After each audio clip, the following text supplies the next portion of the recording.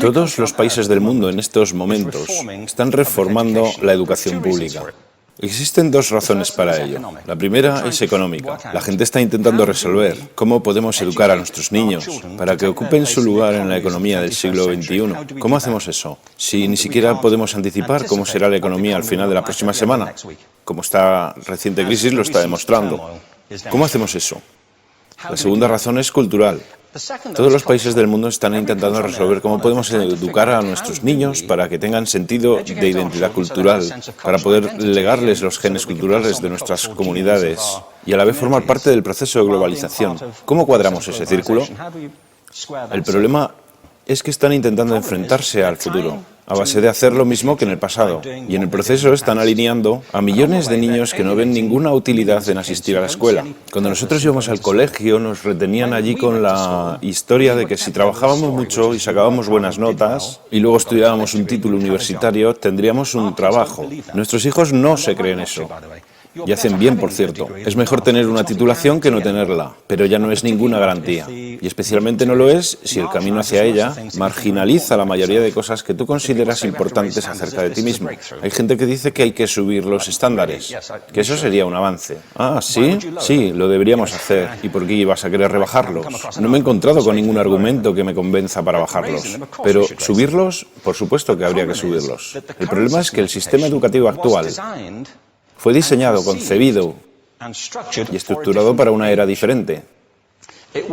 Fue concebido en la cultura intelectual de la Ilustración y en las circunstancias económicas de la Revolución Industrial. Antes de la mitad del siglo XIX no había sistemas educativos públicos. En realidad no, podrías estudiar con los jesuitas si tenías dinero, pero la educación pública, pagada con los impuestos, obligatoria para todo el mundo, gratuita y a la vuelta de la esquina, era una idea revolucionaria. Y mucha gente se opuso a ello.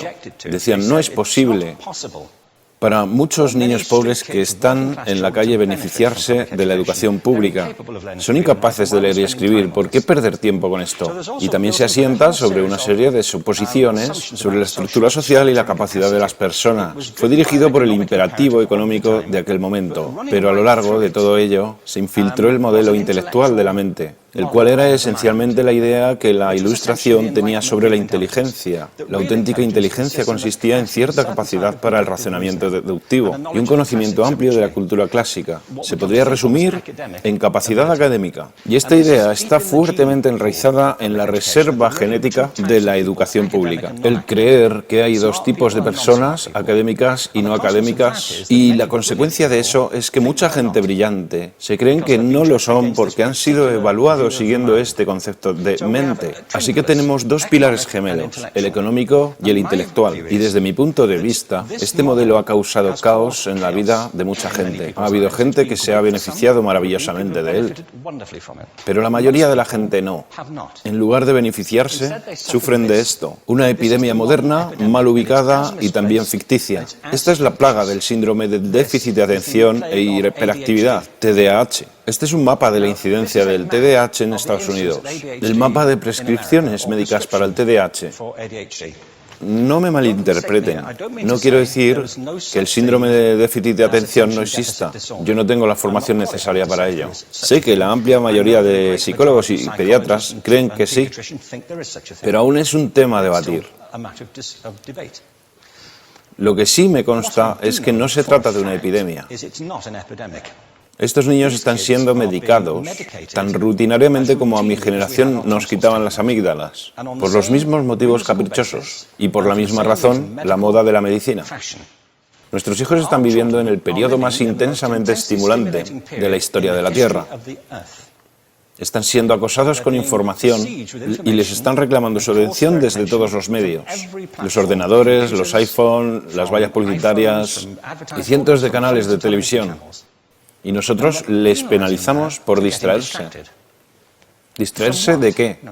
cosas que son un aburrimiento, en la escuela sobre todo. Me parece a mí que no es totalmente una incidencia el hecho de que la incidencia del TDAH haya crecido paralela al incremento de los test estandarizados. A estos niños se les está dando cosas como Ritalin, Adderall, a menudo medicación bastante peligrosa, solo para hacer que se concentren y se calmen. Pero según esto, el déficit de atención aumenta al ir al este de este país. La gente empieza a perder el interés en Oklahoma.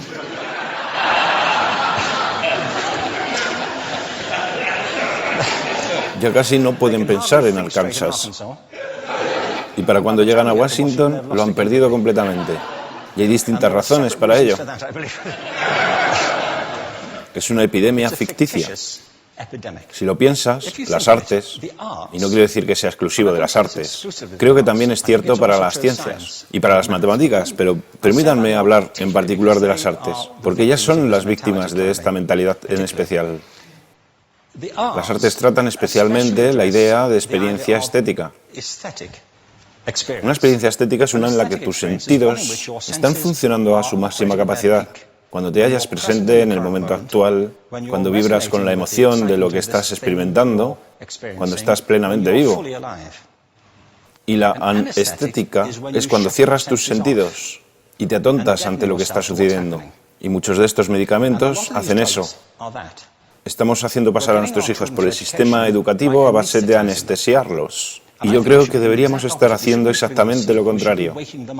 No deberíamos adormilarlos, sino despertarlos para que vean lo que sucede en su interior. Pero el modelo que tenemos es este. Yo creo que tenemos un sistema educativo modelado del interés de la industria a su imagen y semejanza.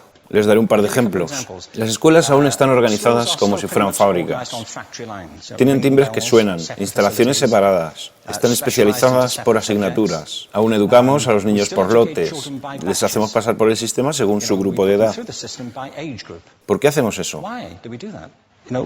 ¿Por qué suponemos que lo más importante que los niños tienen en común es su edad? Parece como si lo más importante de ellos fuese su fecha de fabricación, ¿no?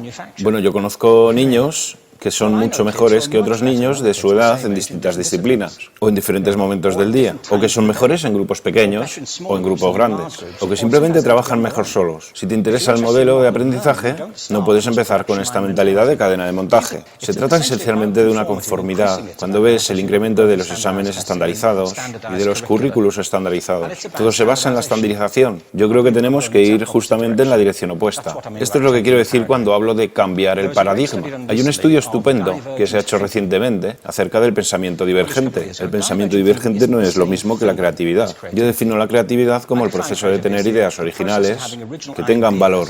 Pensamiento divergente no es sinónimo de creatividad, pero es un componente esencial de la misma. Es la capacidad de ver montones de respuestas posibles a una cuestión. Montones de maneras diferentes de interpretar una cuestión. Pensar lateralmente, como lo llamó Edward de Bono. No pensar solamente de manera lineal o convergente. Ser capaz de ver múltiples respuestas y no solo una. Así que yo diseñé un test para esto y voy a inventarme un ejemplo. A la gente se le puede preguntar cuántos usos se le ocurren para un clip. A la mayoría se les ocurren unos 10 o 15. A la gente que se le da bien, se le pueden ocurrir 200. Y lo hacen porque preguntan, ¿el clip podría estar hecho de goma y medir 60 metros? ¿Tiene que ser un clip tal como lo conocemos? Bueno, pues diseñé el test y lo probé con 1.500 personas. En un libro titulado Más allá del punto de ruptura, y en el protocolo del test, si superabas una puntuación determinada, se te consideraba un genio del pensamiento divergente. Así que quiero preguntarles, ¿qué porcentaje de la gente que hizo el test puntuó como genio en pensamiento divergente? Y debo decir una cosa más acerca de ellos. Eran niños de jardín de infancia. Así que, ¿qué opináis? ¿Qué porcentaje de genios?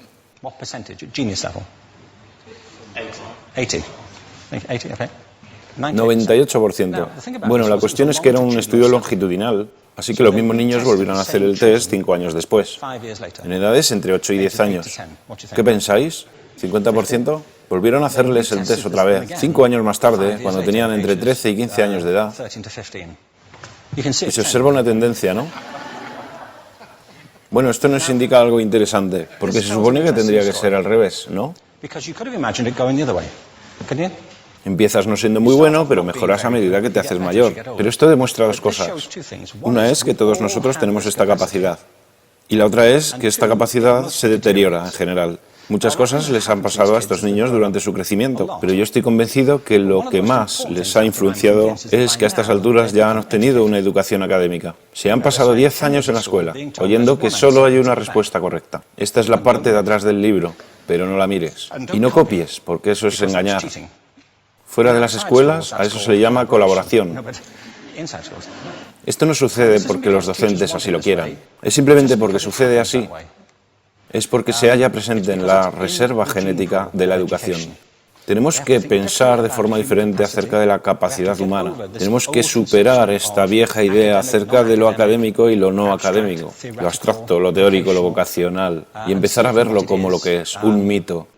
En segundo lugar, tengo que reconocer que la mayor parte de las veces el buen aprendizaje se da en grupos y que la colaboración es lo que alimenta el crecimiento. Si atomizamos a las personas, las separamos y los juzgamos por separado, formamos una especie de desconexión entre ellos y su ambiente de aprendizaje natural. Y en tercer lugar, un asunto importante es la cultura de nuestras instituciones, los hábitos de estas instituciones y los hábitats que ocupan.